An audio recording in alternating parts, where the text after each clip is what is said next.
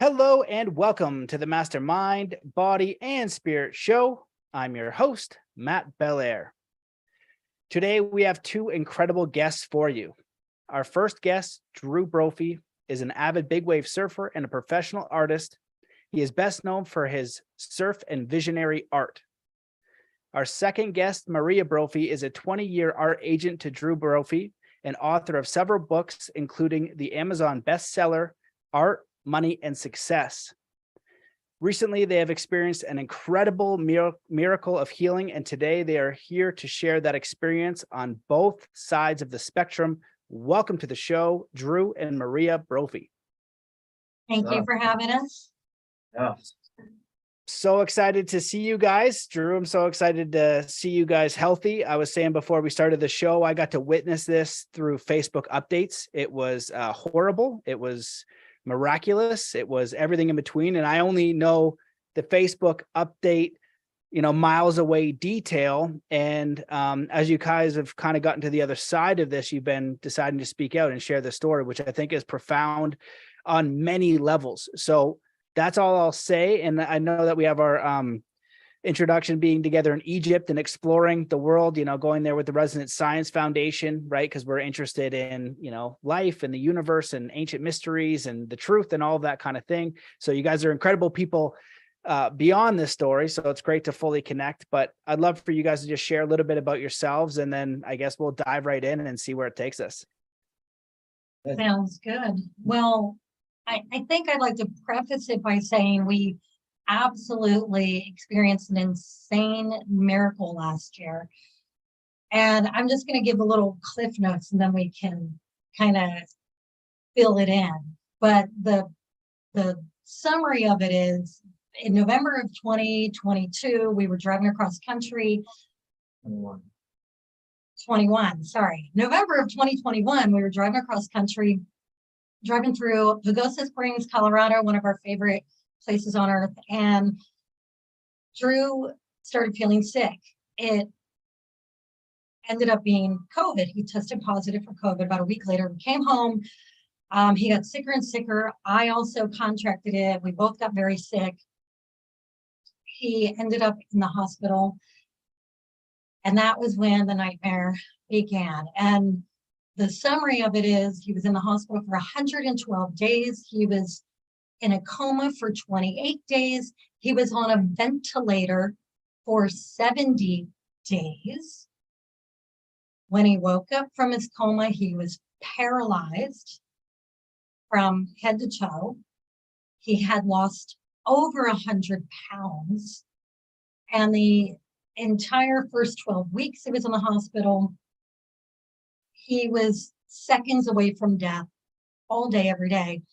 And it was a constant battle to keep him alive.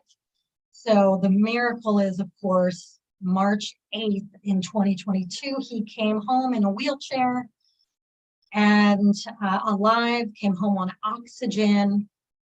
There were so many miracles along the way that happened, but the absolute miracle is he didn't die through all that, and he's off the oxygen, he's surfing again, he's living his life again. I'm back. He's back. But I just wanted to give that whole, cliff notes on that. Then we can fill it. Yeah, well, even from what I know you've had the medical experience, right? And I think the percentage of people getting off the ventilator and surviving is incredibly low. So you had some of this inner workings of the medical system that were a shock to you guys that you'll share, and something that I've been sharing on the podcast as well over that time and got myself deleted and censored for.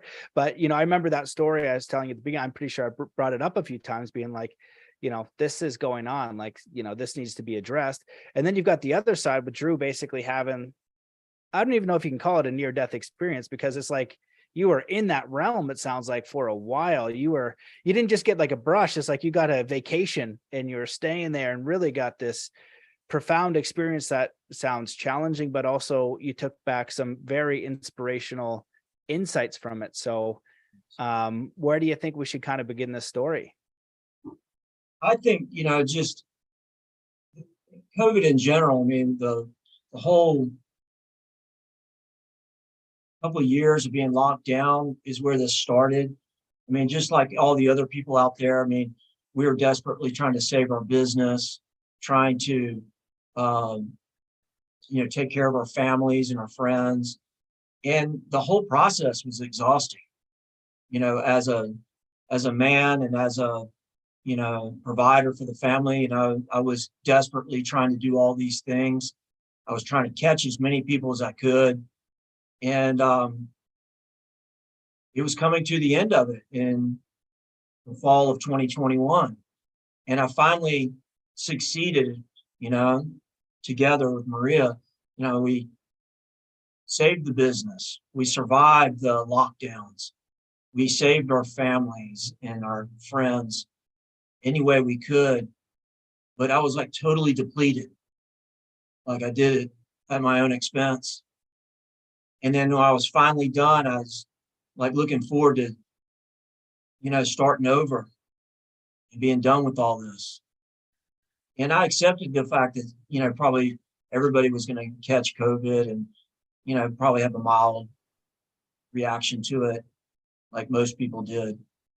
But unfortunately for me, it got me when I was the most run down that I'd ever been in my life. And I wasn't a person that went to doctors ever. I was fit and strong and athlete. My idea of getting better is I go to sleep and I wake up and I feel better. And that's what I thought would happen. And so I got home and went to sleep. I didn't wake back up. And Maria was sick. And by the time it was time to go to the doctor, I think it was probably too late. It had gotten a hold of me. And I think it was only because I was so run down. And that was from everything else that had happened years prior. So it takes a toll on you, even if you're big and strong. And I think a lot of, strong guys, firemen and stuff, I heard getting it and dying. I don't know why it grabs some people more than others. I think if I was, normally not run down, I'd probably brushed it off. But that's not what happened to me. And so, I think that's the best thing to start with. Different people had different experiences with it. I caught the COVID Delta variant, which was more damaging, evidently. And it was so sad because when we went to the hospital, they just took me out of the car, and Maria had to go park the car. I didn't even get to say goodbye to her. They just took me away. Yeah. And so you didn't know what was. And nobody would tell me anything. It was like he was taken into a prison, and I'm in the parking lot trying to get information. I can't get in the building, and nobody would tell me anything. And there's nobody to call. Like, you can't call the hospital. Nobody knows. It was crazy. It's like an instant nightmare. So it's bad enough that you're sick, but then all of a sudden, this must have happened to everybody that experienced this. Once they went to the hospital, you were totally isolated. When they have security guards at the hospital. I was taken for some tests, and then they immediately took me to ICU on the COVID unit. The COVID unit, which is a dungeon. Yeah, which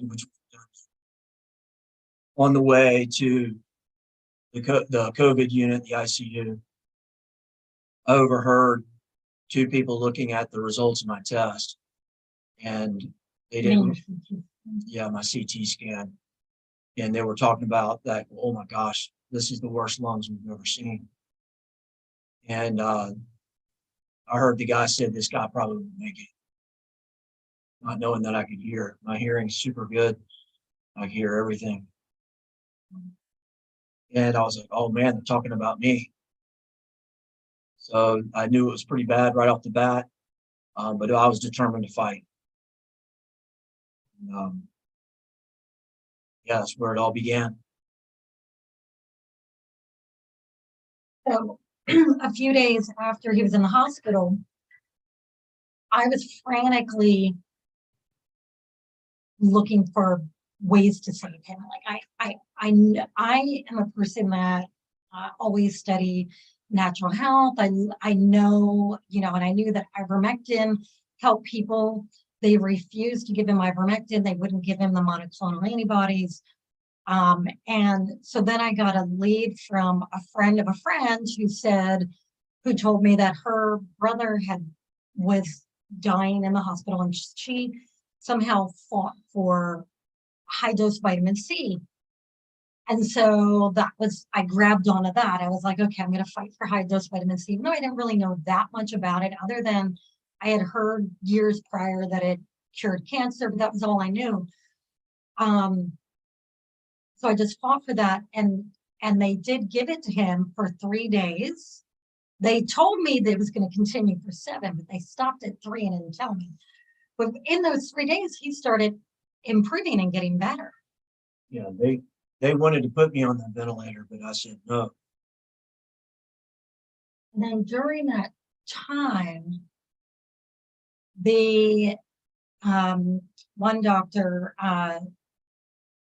said he wanted to put you on remdesivir, and I didn't really know much about it.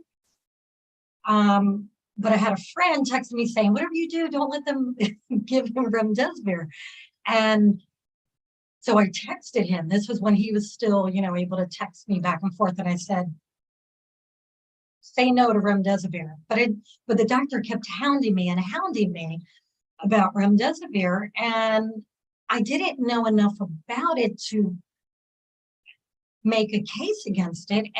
But I asked him a lot of questions, and I said, okay, but I heard that there were some bad things about it, and tell me some of the side effects. And the doctor told me, and I quote, I've administered it to 400 to 500 patients, and only one patient had a problem, and that was kidney damage. And I said, oh, well, that doesn't sound too bad. You just have one patient out of 400 or 500 that had a problem with it. So he wasn't, I'm sure that was not accurate, what he told me. I didn't really know anything about it until much later. But we did agree to remdesivir, and then he took a turn for the worse. And the next thing you know, they're convincing us to put him on a ventilator. And well, yeah, but you know, people go into the hospital, and you're depending on these people that they know what they're doing and they have your best interest at heart. You know, and I'm really caught in between after this whole ordeal, being super grateful that my life was saved, but also well aware that they managed not to kill me.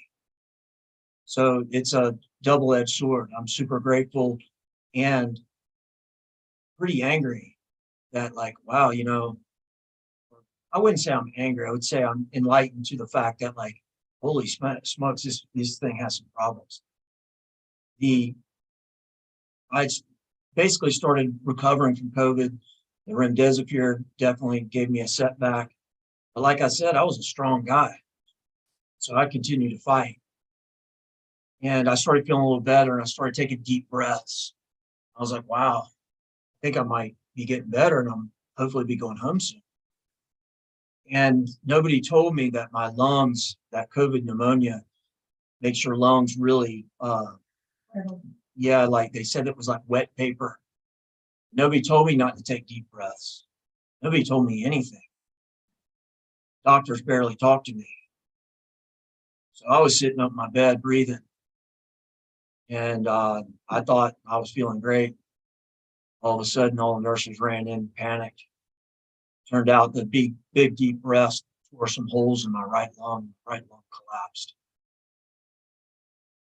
And that night was the night the doctor came in and said I needed to go on the ventilator or I was going to die. And he told me that if I continued to try to fight it, I was going to die for sure. So it'd take a while, but I'd die. He said most likely I'd probably have a heart attack or stroke before that, and it would be super painful and awful. He said, or we can put you on the ventilator, but it's not looking good for that either.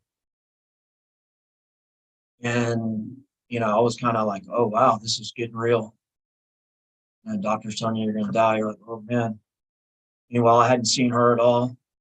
I'm in this dark dungeon. I mean, it was rough. And I decided to fight another night. And I tried my best to not go on the ventilator, but I realized that I wasn't going to be able to do that again. I was so weak at that point trying to breathe. I can understand why people give up. If you have a loved one out there who was in this situation, I can't tell you how hard it was. It was unbearable. And so, I don't blame people for deciding to cross over because it's a pretty desperate situation. But I had so much to live for. So I agreed to go on the ventilator. The doctor said I had a less than 20% chance of survival. They had moved me into a room that night, so I'd have a window so I could see Maria and my sister before they put me in a coma. And I remember when COVID was happening, people were passing away, and I felt so sorry for the people that were saying goodbye to their loved ones through the window. That was us. And that was us. I was standing in the bushes with my face smashed against the window of his hospital room, and we're talking to each other on the phone, and his sister was with me. We're both standing in these bushes. And I can tell you, at least the window, you got to see somebody, because it's lonely when you're in there by yourself. So that's better than nothing. But man, it sure would have been nice to, had the family around me, give me strength. And then the nurse said that she would come outside and let me know when the procedure was done and how it went. So I waited outside for a couple hours, and she finally came out, and she had all this stuff in her arms, and she's handed it to me, and I said, "What is this?" And it was all his things. It was his clothes, it was his phone, and his wedding ring. And all of a sudden I was just like, oh my God, like they even took his wedding ring off of him. And that just broke my heart. And wasn't another day or two when his doctor met with me outside and said, we're going to be approaching you here pretty soon to remove life support because he's going to be suffering. And I said, what? Just 2 days ago, you told me he'd be on the ventilator for a few days, because that's what they told me. No, this is a really, painful way to die. And I said, I'm never going to agree to that. So don't ever ask me that again. And he didn't. He never asked me that again. But I've talked to a lot of widows since then. I joined a number of groups of people whose loved ones died this way, and the stories are horrible with these wives. Mostly it's wives. Husbands went on the ventilator, and then they were convinced to sign a do not resuscitate or threatened to sign it, and then convinced to pull the plug. And I'm just so grateful that I'm stubborn as hell, and I just, there's no way I was going to sign a DNR, pull the plug on him. They say that, the longer you're in a coma, you're the less likely you're going to survive. So as days went by and it turned into a week, and weeks went by, Week, another week. It gets slimmer and slimmer. So, it's almost like they'd already, as soon as they put me in there, it was almost like they never planned on me surviving. It was almost like a last ditch effort to either save me, or maybe it was just a last ditch effort to build money for me. insurance company? No, they were 100% certain he was going to die. 100% certain. Yeah. And So they just kind of stopped trying to save him. And so I was in a battle every day. And they don't, they only give you like 300 calories a day through the IV when you're in a coma. Well, they started off giving you more. It was just this, there was this period of time, like 3.5 weeks into you being in a coma. I suddenly looked at him because at this point I was going in the hospital every day. I was able to go in after a couple of weeks, and I was there all day, every day. I stopped working for almost, I mean, really, a half a year. I didn't go to work. And one day I looked at him and I realized his cheekbones were poking out of his face. He got so skinny. I lost 100 pounds in 28 days. And my body ate itself. All of a sudden I thought, oh my gosh, like he's wasting weight and nothing. And I looked at the food they were feeding through his stomach tube and I asked the nurse, how many calories is he getting? And the nurse told me, well, right now about 350 calories a day. I said, what? That's like not even a Starbucks drink. Like, no wonder why he's like wasting away to nothing. And the problem is that he was having the formula they were feeding him was making him throw up, so they kept feeding him less and less and less. And when I looked at the formula, I read the ingredients and said, this isn't even food. This is like, I don't know what this is. I wouldn't feed this to an animal. So I had to fight for them to, every day it was a different fight. So this particular day was a fight to change the formula so he would stop throwing up, so he would get nutrition. But that was just like one of many things I had to battle. So the whole time in the coma, I was gone. And I had a very profound near death. And might be a subject for another day, but when I finally woke up, I woke up pretty much through the drugs. They didn't expect it. Freaked them out. And I was coming from this other place. I felt like I was gone for like 100 years. I didn't understand why I couldn't move. I thought I was being restrained. Didn't realize I was paralyzed. Everybody around me was in hazmat suits, face masks, face shields, rubber gloves, all these crazy noises and beeps, sticking me with needles and tubes coming out of me everywhere. It was like a nightmare. It was just, I thought I had died, and then they brought me back and I was in some kind of lab having experiments on me.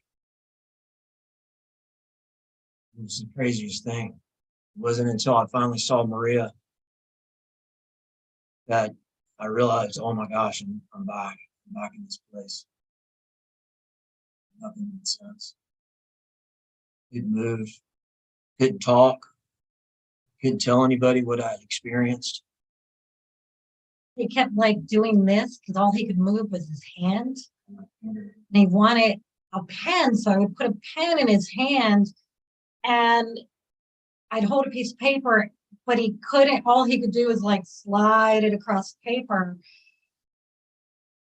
And that went on for about a week or so. And then finally one day he was able to just write like a word and then a sentence. And the first sentence he wrote that was legible was a question. And the question was, why am I paralyzed?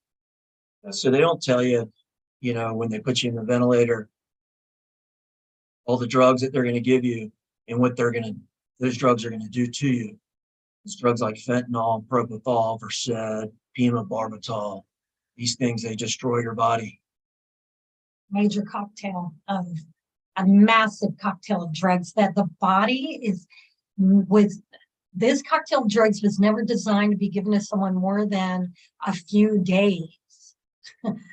And they can't take you off of them because you'll have withdrawal, so they have to wean you off of them. And that's why I was paralyzed and paralytic drugs. So I was healing from all of that stuff. The other thing is my lung scans were so bad that they told Maria that I was going to need a lung transplant.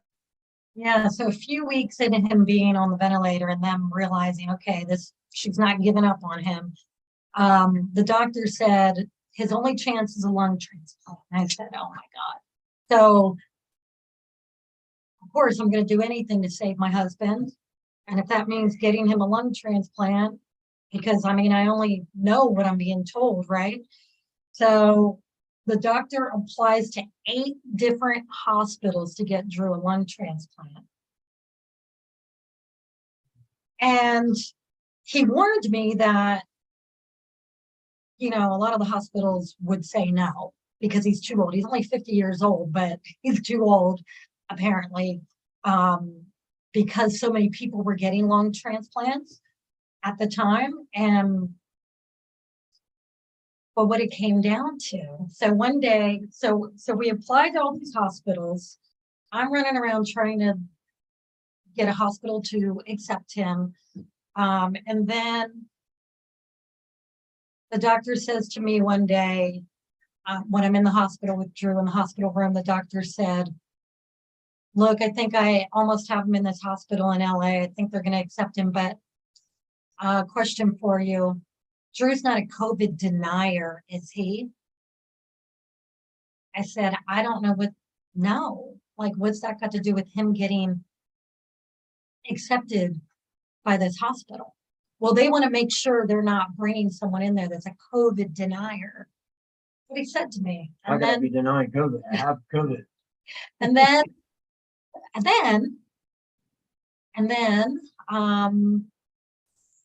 it was that night or the next night. I'm at home with my friend Christine and our son Dylan. And it's like 8:30 at night and the phone rings and it's the doctor. And all of a sudden I'm scared because he normally doesn't call at night. And I answer and I put him on speaker so that our son Dylan can listen in, and Dylan and Christine are listening. And he doesn't know he's on speaker. And he said, and he was all hyped up, like he just drank a Mountain Dew or snorted Coke or something. He's like talking really fast. And he said, okay, this hospital in LA, they say they're going to accept him, but it depends on one thing, Maria, one thing. I got one question for you, and it's a simple yes or no answer. And I said, well, what's the question? Will you go get vaccinated tomorrow? Simple yes or no, Maria. Will you go get vaccinated tomorrow? Yes or no? I need an answer right now. And my heart is pounding out of my chest because now I'm thinking, oh my God, my husband's life depends on me getting a vaccine when I've been told by 3 doctors not to because of my serious autoimmune health issues that I've suffered with for 8 years. So all this is going through my mind like, oh my God, what am I going to do? I can't let my husband die. But then if I go get this vaccine, I might die. So, I mean, I'm just like, keep my voice calm. I'm on the phone with them, not letting on to what I'm thinking. And I said, well, doctor, you know, the reason I didn't get vaccinated is because my 3 doctors told me not to, all 3 of them. And I explained to him who the doctors were and their reasoning. And then he said to me, well, will you go get vaccinated? I said, okay, but doesn't Drew get vaccinated? I mean, are they requiring him to? And he said, well, no, not for 90 days. He can't get vaccinated until 90 days after he contracted COVID. And I said, well, then wouldn't I have to wait 90 days? And he said, no, why do you have to wait? I said, because I had COVID when Drew had it. And then that was it. The conversation was ended. He hung up. And then it was like the very next day, He told me the hospital decided not to take Drew after all. And I thank God every day for that, because I didn't need a lung if transplant. they would have taken him, oh my God, imagine how his life would just suck having a lung transplant that he didn't need. And God, and now I wonder how many of those young people, they were giving lung transplants to 20-year-olds last year. That's why the lung transplants were hard to get for a 50-year-old, because they were giving them to 20-year-olds. Can you imagine how many 20-year-olds got them that didn't need them? Well, And yeah, go ahead now. well, I just think it's important just to listen to your story as you're saying. So I'm enjoying listening to this. And, you know, the couple of years of research I did with the COVID stuff, you can really hear it with your story, because when you talked about the Remdesivir, you're trusting. Remember when we went to Egypt, Nassim called the scientists the high priests. You go there because they're supposed to know. And then in the backtracking of my research, while you look at the medical system and what they're taught, these doctors are great people. They have the best in mind for people, but maybe some stuff got left out. And when you look at allopathic medicine versus terrain theory and some of the naturopathic stuff, a lot of the allopathic is like, well, let's cut it off, right? Well, this is wrong with you. We're going to cut that off, or we're going to take this transplant and we're going to give you a new one, and not give you maybe some, like the 300 calories a day and what they're pumping in, and you having to fight for saying, hey, is this good? Is this helping? Like, or is this making it worse? And the Remdesivir, if you had more knowledge, you would be able to articulate, well, why would you even have to know that as a non-expert, not the high priest, to what's going to help them to then change it? And they're just kind of following that protocol. So that's just a really challenging space to be in, obviously, and very terrifying, I imagine. And, you know, I'm grateful you guys are sharing it, because I think it's important for people to hear what the process is like. And I at some point would like to go back to definitely what it was like on the other side, because everyone's going to want to know that. But I think there's, in general, for me, the last couple of years and what's going on is like, what is health and what is our healthcare and what are the influences on it and how can we do better? Right. And open up to the conversation of both sides, and both sides having a debate. Right. I saw no debate in the last 2 years. All of them had to be in private sections. And so some of the stuff you guys are talking about, I remember asking those specific questions and having to go find the answers and spend a week figuring it out, listening to so much information. But why would I, as an average person, if something happened to me, I wouldn't know. I'd go and say, you're the expert.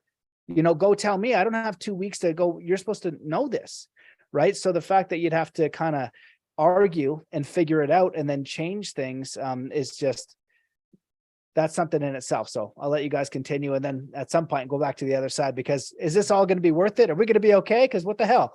You know, when in Canada, we're locked down for 2 years, right? And the whole vaccine thing's another thing. I've gotten banned enough for talking about that. But it's the seeking of the truth, right? And I told you what Clifford Mahudi told me. Unfortunately, he's passed, but he goes, you know, we talked about like the fear virus. And he's like, when we got the blankets, right? And the blankets killed us, right? He's like, part of that is like thinking it came out of nowhere. Meanwhile, what was the cause of it? And he goes, when some of us realized that, it's a whole new understanding. I was like, okay, yes, it is, but where are we going? And then now what do we do with that new truth? So it's a very delicate thing, because it's terrifying and it's real. And there's some other influences that once we discover, we can really find powerful solutions, but we need to be asking those questions and figuring that out too, because people are getting harmed. Yes. And I want to make something clear that, you know, I had amazing nurses and doctors. I don't blame them for anything other than the fact that something in the system is wrong, preventing them from doing their job. Yeah. And they were all overwhelmed. So I have deep sympathies for them. They're left with this bomb of like, okay, people are sick and they're dying, and, you know, what do we do? They are all scared. You know, they're having to show up for work. They're watching these people die. There's people dying all around me. I mean, for months. It was crazy. So these nurses especially are heroes. I had great nurses and I had not so great nurses. So you get the whole gamut.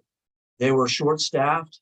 They were doing the best they could, but I mean, they were near the breaking point, so many of them. So sympathies go out to them, praise goes out to them. The doctors were overwhelmed as well. I sometimes I don't agree with the things that they did.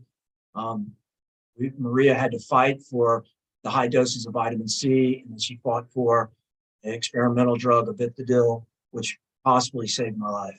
I had to fight for so many things, and so The right to try. Those doctors weren't that crazy about me. They didn't love me. I was the biggest pain in their ass. But I will say this, towards the end of Drew being in that first hospital, his main doctor, Dr. Q, looked at me when it appeared that Drew might make it. He looked at me and said, "Thank you for advocating for Drew. Thank you for fighting for him." And he meant it.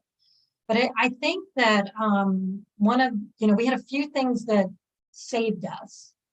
One is we had a couple friends that work in the hospital, and they were in Drew's room checking on him almost every day and telling all the doctors and all the nurses, "This is my friend, take care of him." So I think that helped us a little bit. Yeah, we live in a pretty small community. And then the other thing is that I was relentless, fighting for things, fighting against things, fighting for him to get hydration, food, nutrition, high dose vitamin C. Yeah, that was a whole nother Oprah there. I did fight for a second round of high dose vitamin C. In the second round, he got 7 days of it. And I think that really helped, because after that was when he went from dying to living, just by an inch, but it was enough. And I was getting advice from other doctors outside of the hospital, doctors who were saving people. And this one doctor was helping me. He's a virologist in his 70s. Didn't even know the man. I was so lucky to track him down. He took my phone calls.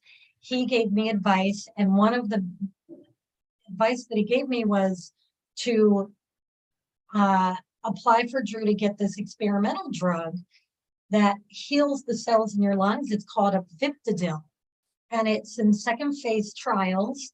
And it was helping people that had been on a ventilator for less than a week. And so in the trials, it was saving 60% of the ventilated patients in the trials. The key was to give it to them in that first week that they were on a ventilator. It was a battle to get approval. It took 3 weeks. So Drew was almost in his 4th week on the ventilator by the time we got the drug approved and in his IV. And she had to fight. She had to go above the doctors and there's a law here called the right to try. So if they think they basically say, look, this person's going to die. So you're basically saying yes. So you have the right to try anything. But I still had to fight for that. And anyway, we finally got that administered, and I think that's why he can surf today. I think that's why he got off the ventilator and why he got off the oxygen, is because of that. But we'll never know, because the doctors don't want to know. They're not investigating it, even though he's a miracle. Yeah, to sum up the whole hospital, it was 4.5 months in the hospital. I was in ICU for 12 weeks, little more than 12 weeks. You were in ICU. 12 weeks.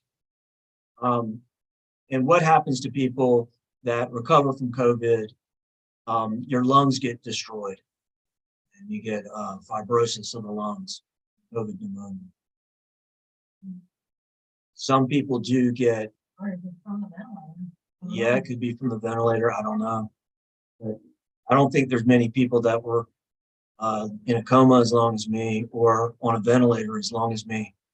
Doctor was saying I'm 1% of the survivors. That's how rare my survival was. But it's not just that, it was the torture of, laid on my back for 4.5 months, not being able to move. I was trying to move.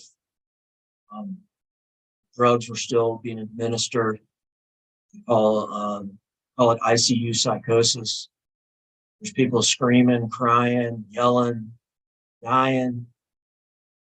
I mean, it's absolutely a nightmare. And I can tell you the near-death experiences is what got me through it. And knowing that my wife was on the outside fighting for me. I had something to fight for. I think that's important for people to know. When they put me in the coma right before I planned on coming back, I told my wife, I got this.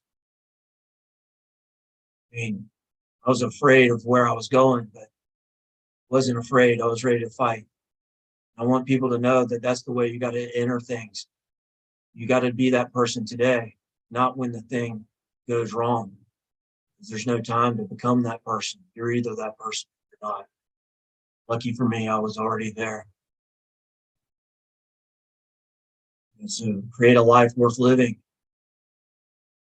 Surround yourself with people worth living for.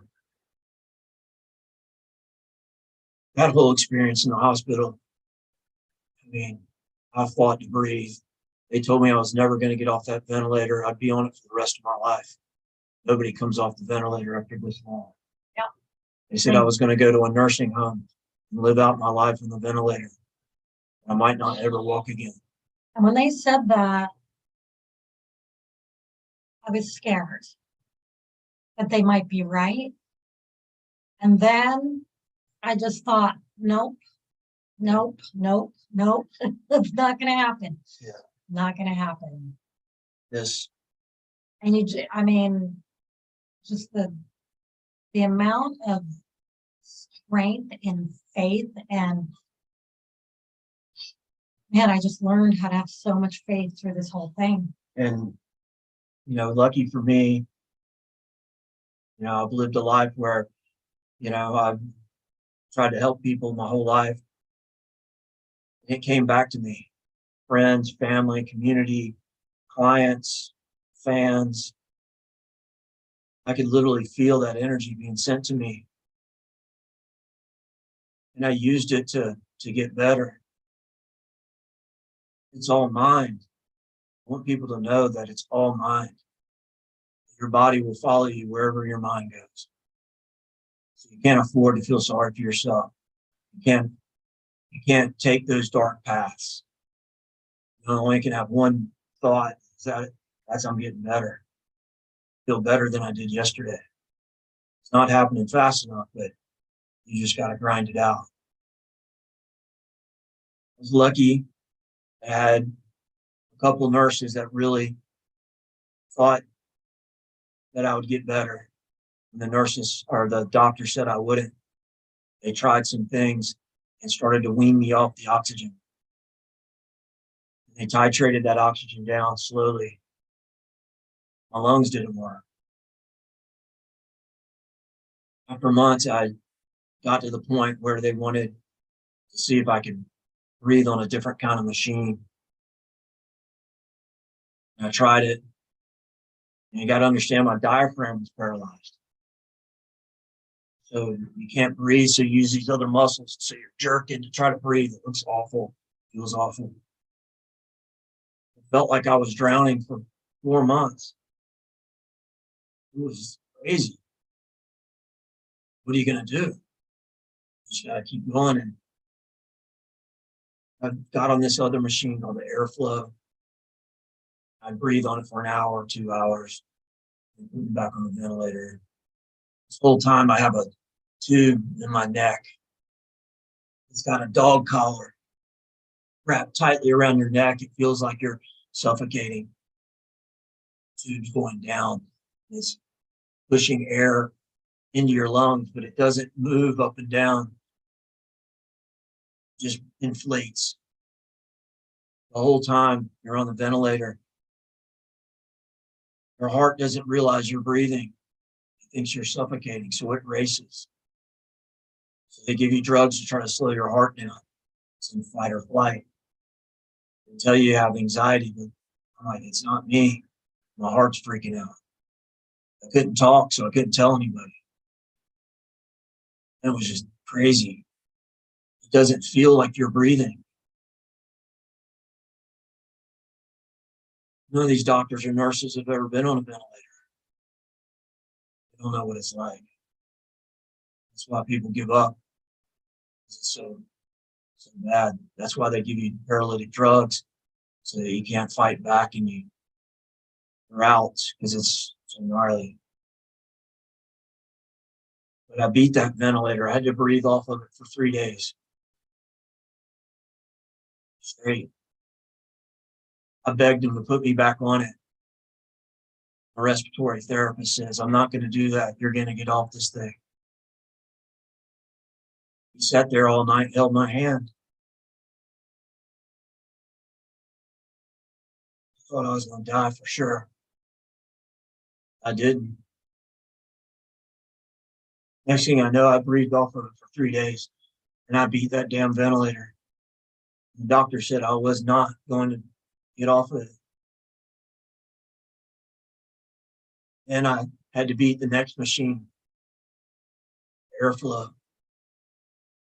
I beat that too.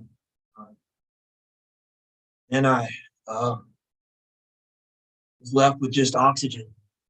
My nose had been blocked off for so long. My throat still had the trach in it. I thought I was going to have it easier, but it actually was harder because you're breathing through a damn bar straw. Still got this thing in your throat, and they don't want to take it off because they think that you're not going to be able to pull it off, and you're going to have to emergency put you back on the ventilator. So they want to keep the neck wound open. And it was the hardest thing because your nose is clogged up and your ears are clogged, and you're trying to breathe through a bar straw. It just, your lungs don't, your diaphragm doesn't work. It was just the craziest predicament to be in. But I beat it. They finally took that trach out after 7 days of that. I had no idea how big it was. They pulled it out of my throat, and I took my first real breath. That's when I started getting better. It was like, oh my God. Then I had to learn how to sit up, learn how to walk, talk, eat. People don't realize I didn't drink or eat anything for 3.5 months. My mouth was like the Sahara Desert. It was dry. My tongue felt like sandpaper. All the fluids were given to me through an IV and through a stomach tube. My nose and my mouth were so dry. It was nuts. My hair fell out. My fingernails were falling out. Skin was falling off. I had no muscle left. He looked like he was 100 years old. But I beat it. And I spent from March till now learning how to eat, walk, talk, all of it again. And it was damn hard. But I want people to know it can be done. It'll be a year next week. I wish it would have happened sooner, but I'm actually amazed that a year later I'm back. You can beat such things.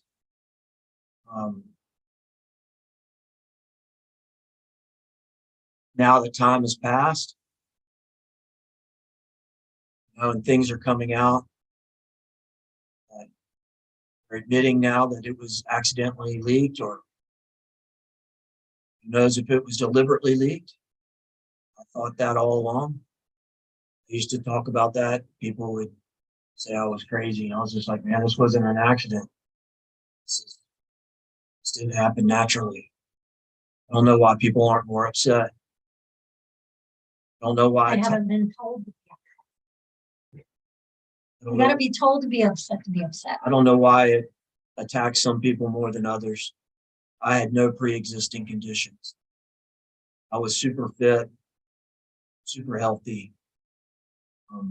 It got me. I don't know why. I have a crazy theory. Lay it on us. We go into all the theories. Well, This is my theory. I haven't heard anybody say this anywhere, but you know, when this happened to Drew, I joined ventilator survivor groups, and I'm still a member of these groups of widows of husbands who were put on the ventilator and didn't survive. And it's really interesting. One thing I noticed is a majority of the men who died last year when Drew was in the hospital, the ones who died from COVID, who were put on the ventilator and then died, they were all, a huge number of them, athletic, healthy, men in their 40s and 50s, men who rarely went to the doctor because they were so healthy, they didn't need to. And my crazy theory is that that strain that he caught was designed to go after a specific body type. Athletic, male, warrior type. That's my theory. That it was like specifically designed to go after these guys. Who knows, but for sure, you know, it went after people. Some people got better. A lot of people died. A lot of people died around me. And I felt so bad for them. I feel like I'm a witness from the inside. I experienced all of it. My lungs are totally healed now.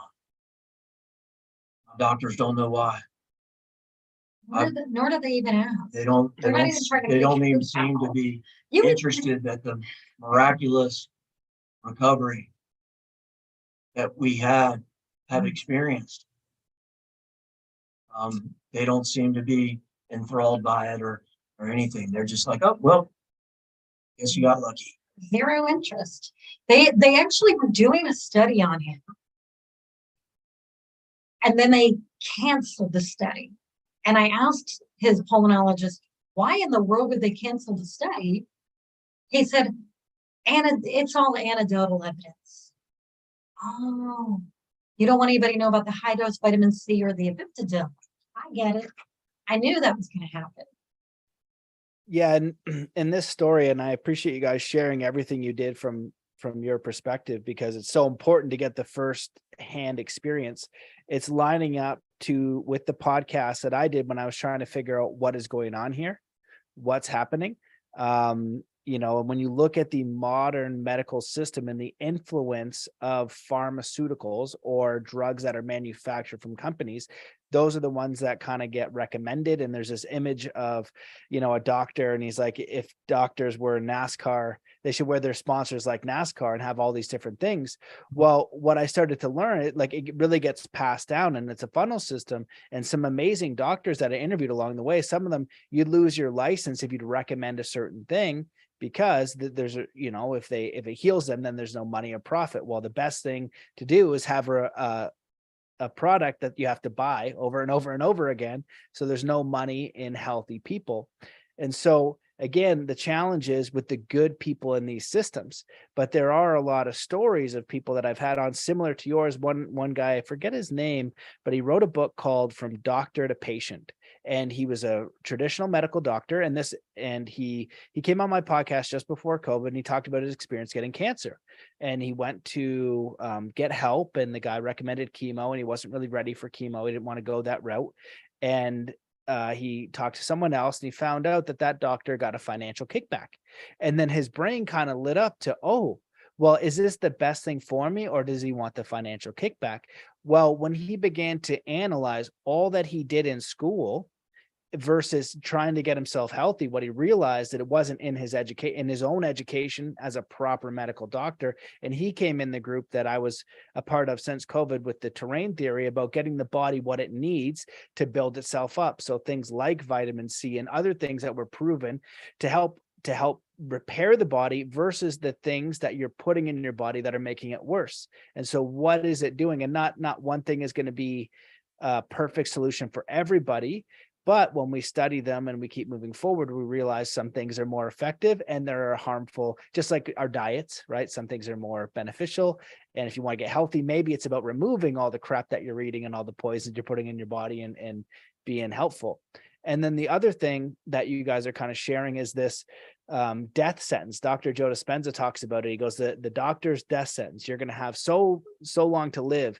And even on my podcast, the amount of people that came on that have told me I had so-and-so to live, I had this terminal illness, but when I fought and found out a new solution and they were able to heal themselves.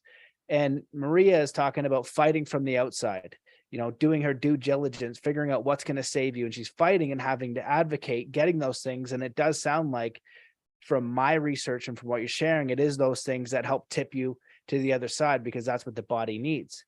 And then Drew is fighting from the inside, and there's this spiritual realm going on that I think is the highest of all realms. And in your talk that you gave at somewhere, I can't remember where, I don't know where it was, but you just kind of talked about your experience. You talked about the prayers, feeling them. And I'd love for you to kind of share that, the spiritual side of this, because I feel like a lot of people are afraid to die. Right. And then a lot of people, and I brought this up before with Tico, the spirit of fear.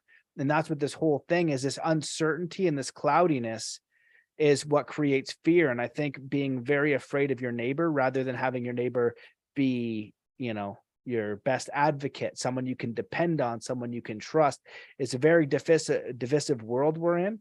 But at the same time, it's a very spiritual world. And the more of us that are of like mind and of like heart and are doing things that are supportive for ourselves, our families, and our communities, that's how we transform things.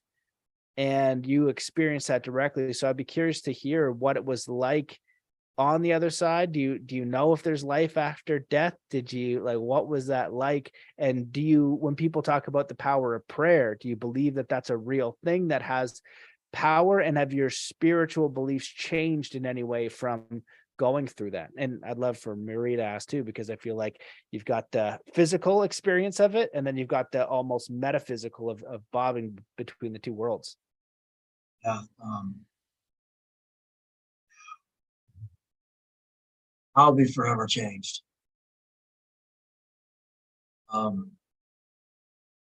It's definitely the most profound thing that's ever happened to me in my life. It's seamless. You just float right out. Consciousness does not stop. You don't die. Your awareness just goes like, oh my gosh, I'm not the body. It's my very first thought, like, oh my gosh, I'm not that. It's like I was set free. It was like I was expanding exponentially. Instantly felt like everybody and everything was happening so fast, like I was flooding the universe or something. So it felt amazing. I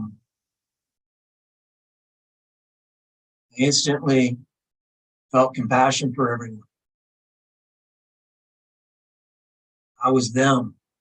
They were me, but in your body, you forget. I was just like, oh, they don't know. And everybody's having this unique experience. It's really no good or bad. It's just experience.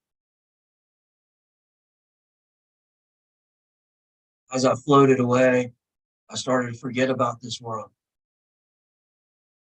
was being swept up in this river of light. Something that you experience. It wasn't really something that you see. I think people that talk about near deaths are really doing it through the lens of their own experience. They're desperately trying to describe something that's indescribable. That's why you get so many variations with the same root to it. Light. Felt like I was light.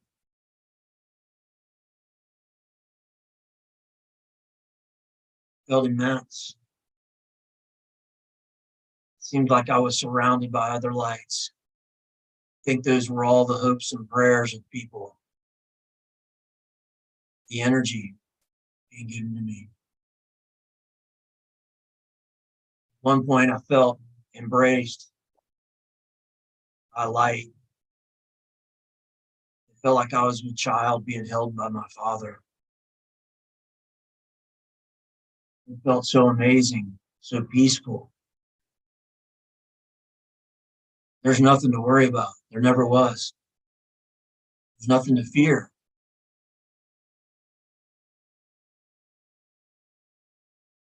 The experience was just like I was just like an electron in a wire. It's almost like I was experiencing everything all at once, like there was no time.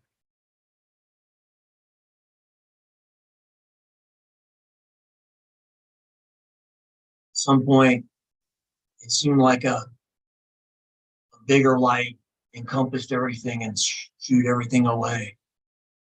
It made me go faster. Felt like I was just speeding up. I was a supernova just expanding so fast.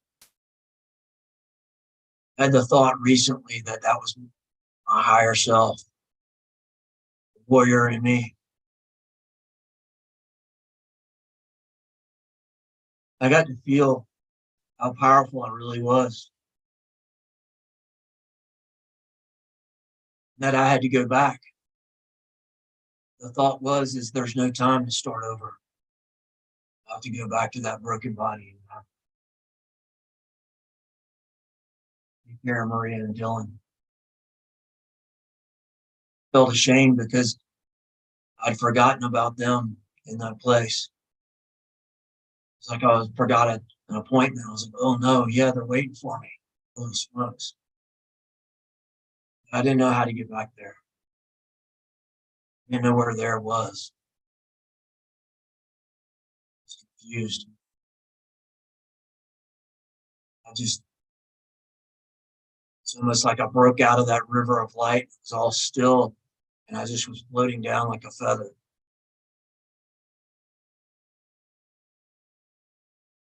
I remember waking up.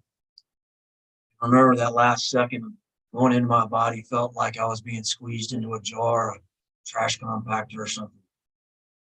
It hurt. When I finally came to my senses,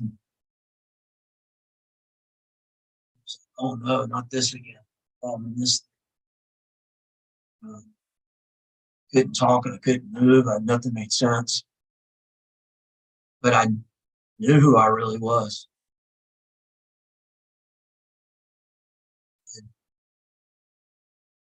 And I would sit there with nothing but my thoughts. I would just say over and over, I am the light. You can't kill me. I'm here. You literally feel that energy being sent to me. It's almost like it was keeping me alive, like all the people. I think that's why it's so important to control your thoughts. They are doing something every second. It's energy, it's motion, it's directed. It's like I could feel all the thoughts being directed to me.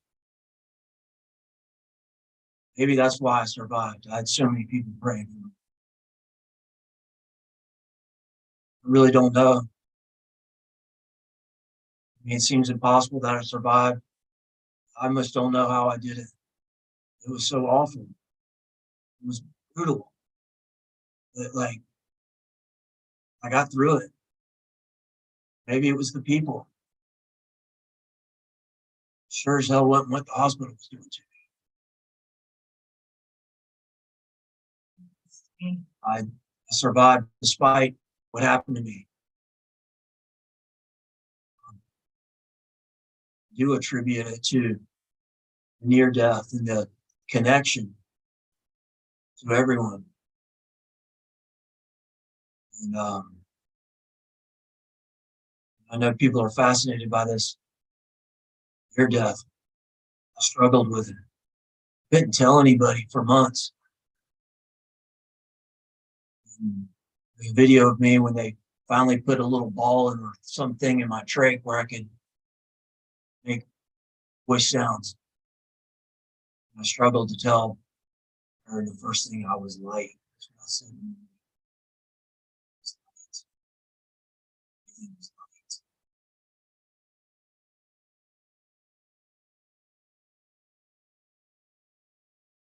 light. I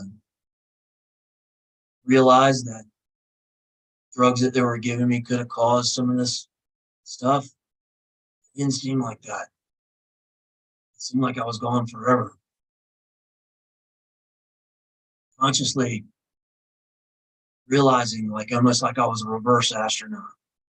I came back to here and I woke up in this body like, oh shit, I can just, yeah, figure all this out again.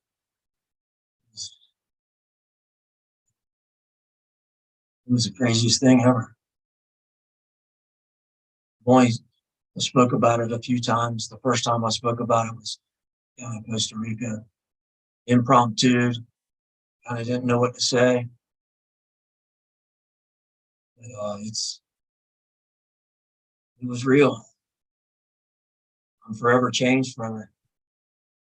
How can you not be?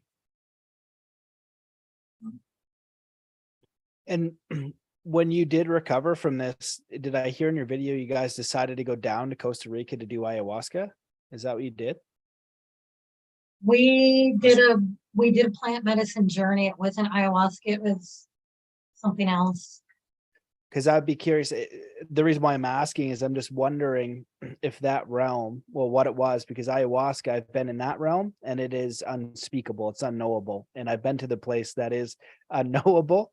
There's no words to describe it. Even when you use the words brutal and awful to describe your experience, it sounds like they are so limited in scope to what you actually experienced. And same with that beautiful realm of light or infinity or whatever it is, there are no words that do it justice. So I'm curious if you found similarities to that place, if you did something like that. Yes, absolutely. We went because I have quite a bit of PTSD from the whole experience. And we felt that maybe this would help. I was curious. I didn't know what I was getting myself into. I wasn't afraid. I just felt like, gosh, I survived all this. You know, I'm ready for anything. The experience, we did it together. The experience I had was so matter of fact. I instantly was like, oh, you know, I surrendered to it. And there was a moment where I was like, oh man, I think I just died again. I said, but it's okay.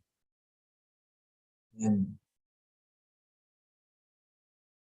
it was peaceful.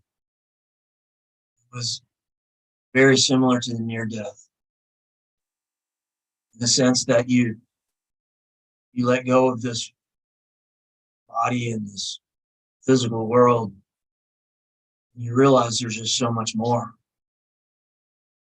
It's infinite. And you're connected to everyone. That was clear. Those were the similar messages. I think since I woke up from that experience and was able to talk about it and write it all down afterwards, it was a lot more helpful. I could have woke up from my coma and wrote everything down immediately. I wasn't sick. I imagine I would have remembered a lot more details. Maybe could articulate it better. I had to piece it together in the fog of drugs and sickness. It gave me a lot of peace doing the plant medicine. It just reminds me that we're here for such a brief moment in comparison to what is. Enjoy every moment of it. Be over soon enough. And this whole experience will seem like a microsecond.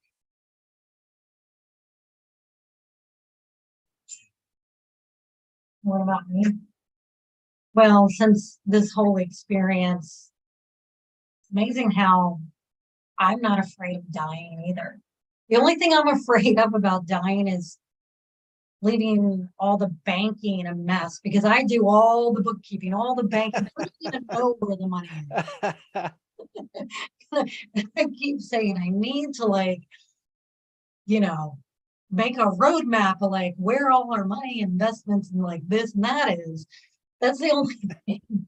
But I'm not afraid of dying anymore. And after that, after Drew telling me over and over again about his near death and what he learned and all the wisdom he got from it, and there's so much wisdom that he came back with. And because I'm with him all the time, I've been just absorbing it all. And then, we went to Costa Rica and did that plant medicine journey, which was the trippiest trip I ever tripped. It was just, oh my gosh, crazy. And I got to experience a little bit, I say a little bit of it myself because my experience was a little different from his, but it's incredible when you get a glimpse of who you really are. And who you really are is not this body, not the labels, not your name, not what you do, not what was done to you, but who you really are is this source energy flowing through us, which, I read a lot, I go to a lot of retreats, I do a lot of things. I knew all this logically, intellectually, but now it's like in my knowing. Now I know, like I really know it. I really understand it. And it's a beautiful thing. Beautiful thing. I want to, I want everybody to know, because people are so afraid of everything.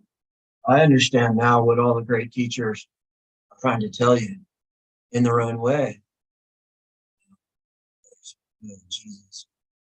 Any of the disciplines around the world, any person who's arrived at that place, either through plant medicine or meditation or breath work,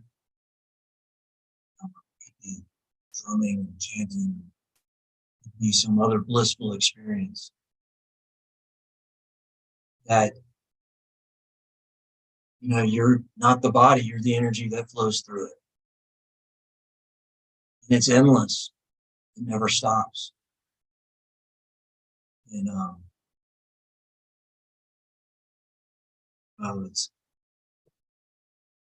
I've read all the things back in the past too, and it sounded good, but I didn't know what it was like until I went there.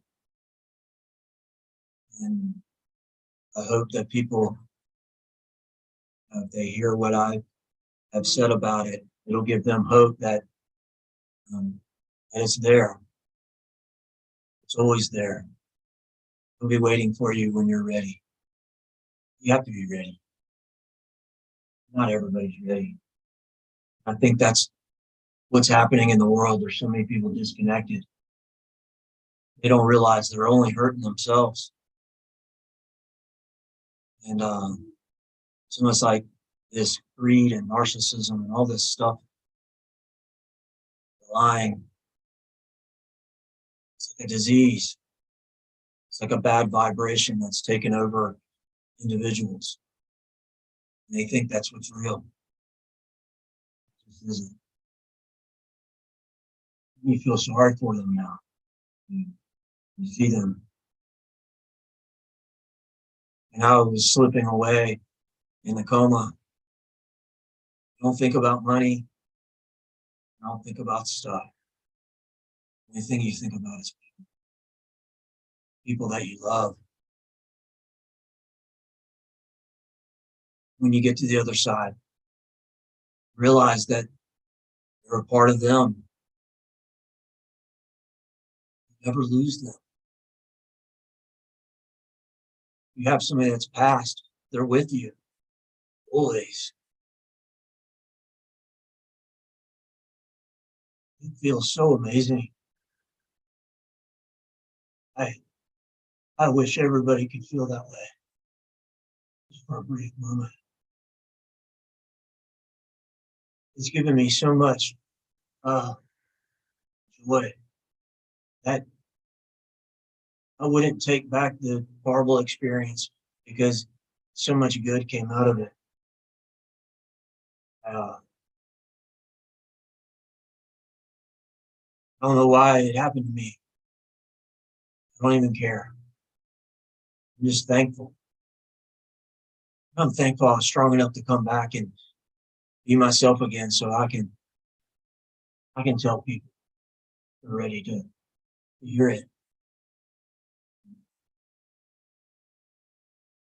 And that, that whatever happened with the whole COVID nightmare, all of it, the truth will come out. Slowly in time, it'll all be revealed. All the mistakes. I think people did do the best they could. They were caught up in the fear. Doctors and stuff were overwhelmed. Some people were deceived. It's just this big mess. Some people went to the other side. They left. Maybe there's a reason for that too. It seems like the whole thing is just experience. It's all necessary, even the suffering.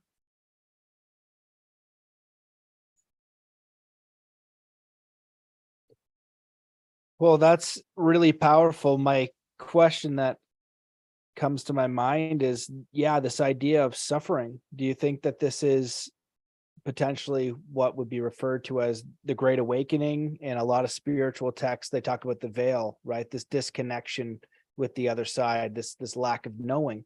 And you spoke about the intellectual knowledge to the embodiment. It's like you can write about this place and have this idea, and then you can experience it directly, and it changes everything when you have that experience.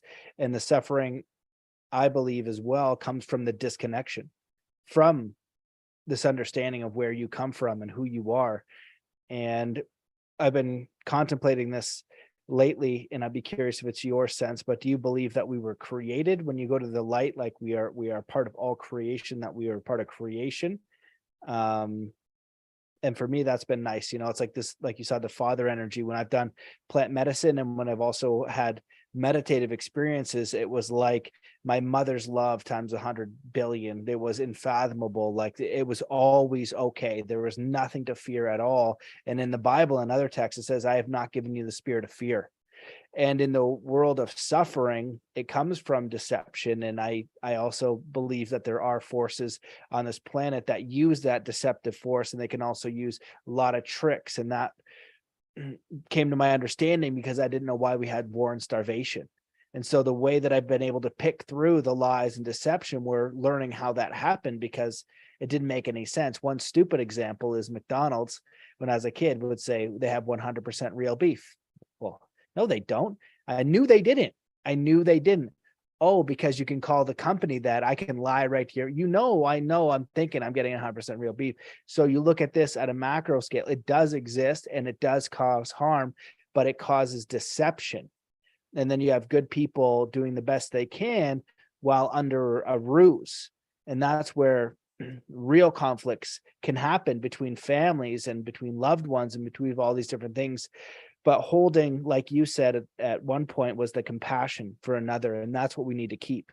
above all is the compassion. And so I'd just be curious your views on, what are your views on the suffering piece being here? And do you think that we came from a creator, the source? And I believe they measure the body, and then when someone dies, there's a certain amount of ounces that leave. And this could be likened to the soul leaving the body, or the electrical system that we're all part of. And then also many religious books, it talks about in the beginning, we are light, there was light, we are all light. And so it's interesting to see those correlations through your experience. Yeah, there's no separation. There's no you. It's all energy. The energy's everywhere. So it's like, it's just flowing. So I don't think there is a creation. I think it is just motion, vibration. It's like a creation machine, some type of self-organizing energy. It's constantly trying to organize materials into more and more complex things until it creates life. In a sense, it's like almost everything is life. Self-organizing system. No good and bad. I think it's just variations of just polarity, light and dark, and it's like, is it a little bit of this or is it a little bit of that? What does that feel like? Where the vibrations are either coherent or discoherent. It's either a destructive vibration or creative vibration. That vibration, the destruction one, is still necessary so you can recreate things. But I do think that you call it the source, you call it God, you call it whatever it is, you're a part of it. You're not separate. It's kind of a paradox because you still feel like you on the other side. It does feel like you're being reabsorbed. It seems like there's a piece of you on the other side waiting for you. As I'm back, I feel like I'm my father. And I feel like I'm my son. It's like it's all me. See me and everybody. It's a bit overwhelming. I'm not sure quite what to do with it. I feel that the people that are disconnected, causing all the problems, they think they're this. So they're trying to either amass money or amass power, manipulate others, or victimize others. They think it's getting them somewhere. It really isn't. It's causing more suffering for them. Because that suffering is, when somebody else is suffering, you're suffering too. That's how we get to experience it. It's like a collective experience on the other side. I think that's why you feel like everybody over there. It's almost like you're feeling everybody's experience, their joys and their suffering. You get it. You're like, oh my God. I think people who are disconnected and when you're here, you feel alone. You're never alone. It's impossible. You just feel this way because you're operating this body, you're in your body, and on yourself from this one point perspective. It's an illusion. You're everything and you're everyone. I can see that now. It's beautiful. I kind of got the same thing from the plant medicine. felt like I was going home. Don't feel sorry for people who pass away. You should throw them a party. You get to go home. You got it backwards. We're not here going there. We're there coming here. It's very obvious. So just enjoy it and enjoy your life. Pay attention to your reality, not to the reality being sold to you. We saw that a lot during COVID. And if you just watch the news, you're depending on somebody else to tell you what's going on. You're starting to believe it. I think the whole world's coming in. You walk out your door, the sun is shining, the grass is growing, the birds are chirping. You might be with your family, and they're amazing. And yet the whole world is telling you that everything's terrible.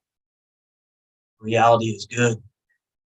I have brief moments of suffering, fear, but it does.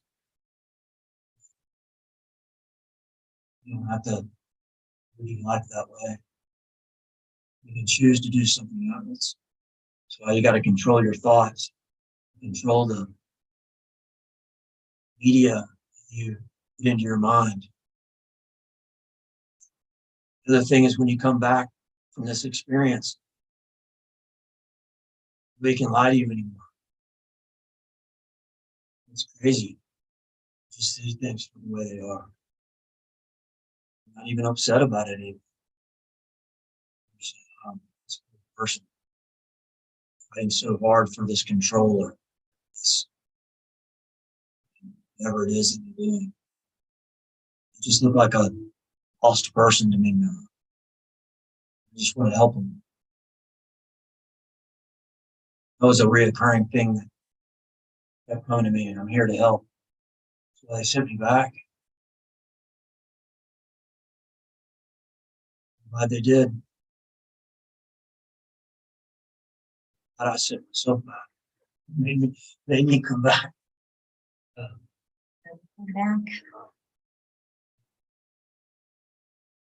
That was beautiful. Maria, do you want to add anything to that?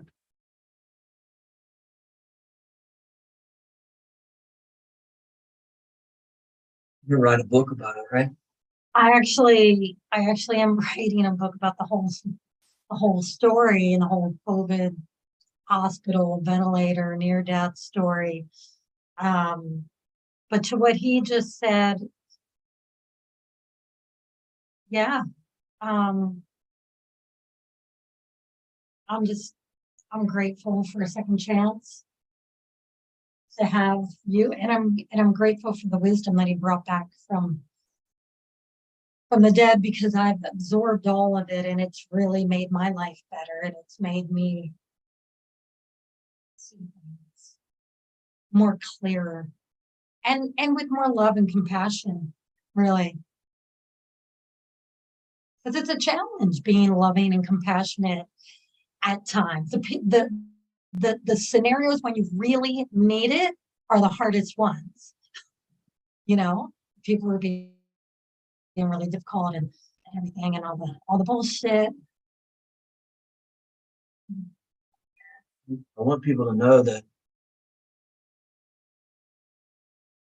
the human mind and the human body are so amazing, so powerful.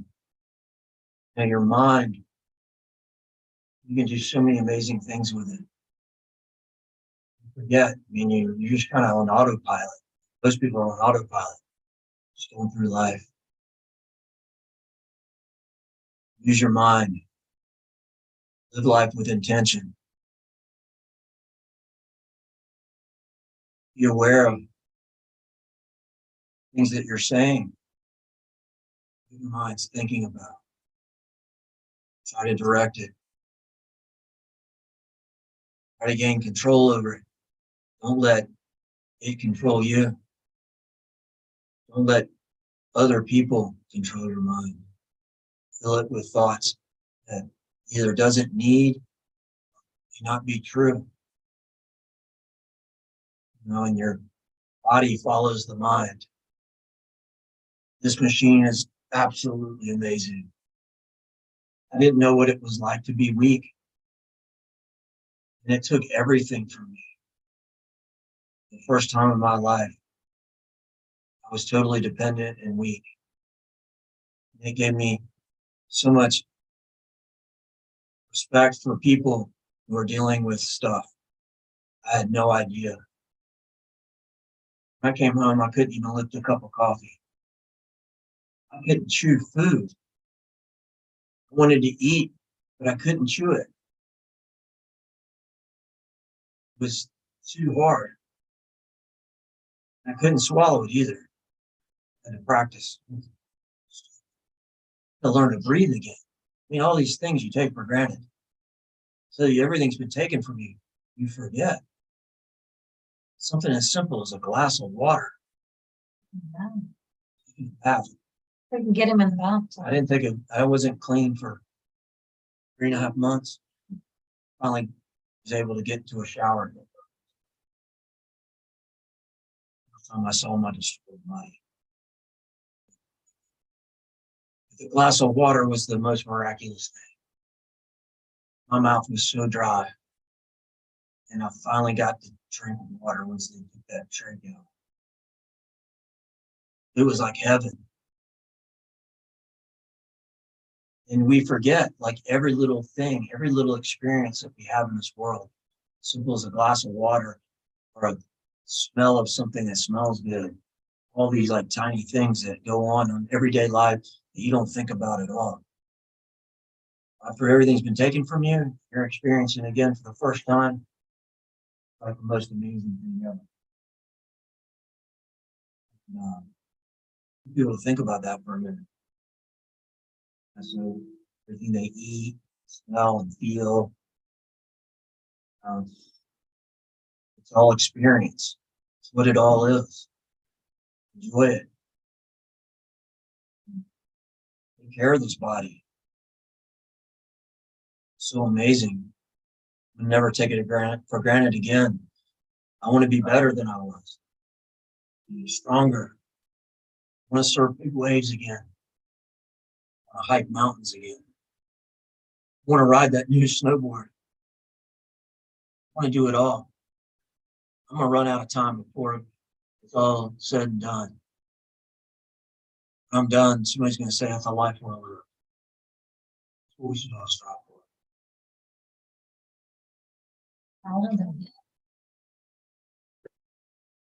Wow. Well, very beautiful. You brought up so many just incredible points and a lot of things to really reflect on, to ponder, to think about. You talked about what we ingest, right? In Buddhism, they call it the mental nutriments, what you fill your mind with.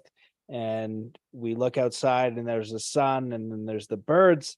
And you can also look at, in the occult, they call it the scrying mirror, the black mirror, your screen, your TV, the phone, the tablet, the doomsday device, infecting your mind with whatever you want. And I remember doing an article, whatever the agenda is, and whether they're doing it for clickbait, whether they're doing it to skew your mind, whether they're doing it for whatever reason, whether they're doing it for it's true. There's a traumatic event over here. I remember, I'm just kind of going off in the rant. I remember when I was in human trafficking and trying to bring awareness to that, there was a point where I realized I didn't need to know the depths of horror of every single situation. I had what I needed to know that it had existed, and then to focus full tilt on the solution, but it wasn't serving me to know the depths of the depths. So with the things that are going on in the world and some of the darkness, we might need to know, but we might not need to know the depth of every single injustice or terrible thing forever, because that's what you're filling your mind with. And what's more beautiful and what's more powerful is to see something, if it is bothering you, is to work full tilt on the solution. So if there's something, I've always been passionate about kids, and their well-being and their education. I have never really done anything with it. I think the podcast is one expression and the book is one expression. However, me thinking about all the wonderful things I could do for kids or young adults versus looking at all the horrors that are happening and that piss me off. It's two different energy states. And if I'm here to create and put my energy into the beautiful thing. And that's what we have an opportunity to do. And it's important where we put our focus, because as you've said a few times, our minds are very powerful. Our thoughts are very powerful. What we intend to do is very powerful. And if we're out of the darkness, essentially this disharmony, we can then focus on the creation and the harmony. And that's what we're here to do, I think, anyways. And you kind of summed it up with a life well lived. And if anybody can say that at the end of their life, I think they've done well. And to me, that's doing it by design, knowing who you are, what you stand for, having a clear connection, having right livelihood, letting go of all your nonsense. But that's just my 2 cents on a beautiful podcast. Is there anything that you want to talk about before we close this up? I'm open to sit here all day, but I know we've been going for a while, so I want to kind of honor your time as well. I just appreciate the opportunity to talk to somebody that we know and just get the message out there. I appreciate it because this just happened to us.